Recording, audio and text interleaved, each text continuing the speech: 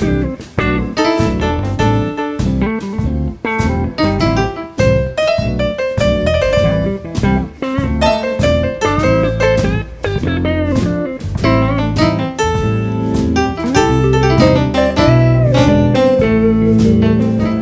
Atherton Tablelands in North Queensland are unique in Australia, being our only true tropical highlands.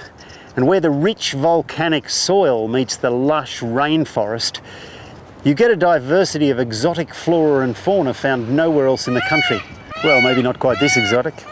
That's the Cairns Wildlife Safari Reserve there, like a little piece of Africa just out of Kuranda. Certainly worth a look. Look at that lucky kid there. Gets to feed the cheetah and the lemurs. But not the bear. And the otter wasn't interested. But there's always great interest when the lions are being fed, and they've taken that popularity to another level at this place. Interactive night dining. How's that sound? Jenny Jatke explains. So Dinner on the Edge, we start off with the hippos, so you have happy hour with the hippos. You come up, we take you into the lions enclosure or the lion's den. And what we do is when you walk through the walkway there, you see 4 big male lions, so people think that's dinner on the edge and dinner really, really close. And then just as where you sit down for dinner at a time or a word that with our keepers, one's there talking to you about lions and the other one releases another 15 lions. So 15 lions just come running towards out of the darkness. So you can feel it. Before you can feel it and you can hear it. It's just amazing. Look, I see it every day and I still get goosebumps with it. Well, they are the kings of the jungle. And speaking of jungle, while we were driving through the Tablelands, we stopped at some roadworks and the people behind us invited us onto their property to watch the platypuses. So we spent the afternoon doing that, but don't despair, you'll find them in most of the Tablelands waterways and dams. Indeed, you never quite know what you'll find on the Tablelands, there's so much variety. Seems everywhere you look, you see something different. Although there's something very familiar about that kid there. But if you want something truly different, why not venture out to Herberton, where they've not only got a great mining museum and historical village, but perhaps Australia's only spy and camera museum.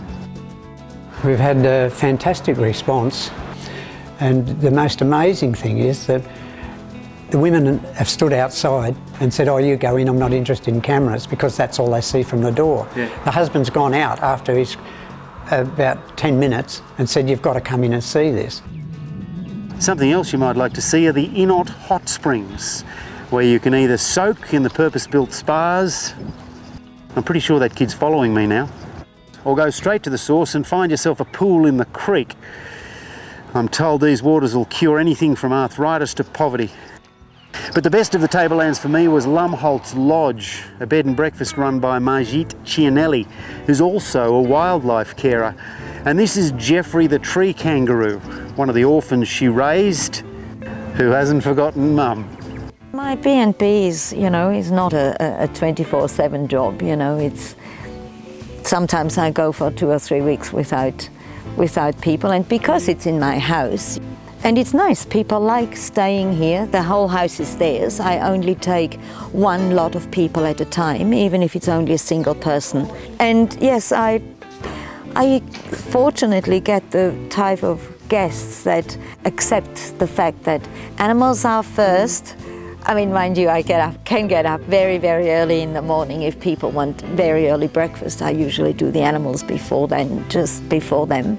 It works well with people. I think because most my guests are nature interested. I mean, I can't guarantee a thing. It's wild animals that come in. They might not come in for 6 days. I can't whistle them in, but it's very fascinating. Then when they do come, I mean, the paddymellons come in of a night, they come in because it's evening and they like a handout. But, something as special as a tree kangaroo, and when people are around and see him, they're usually blown away. I'm not surprised. But what on earth am I going to do with this kid?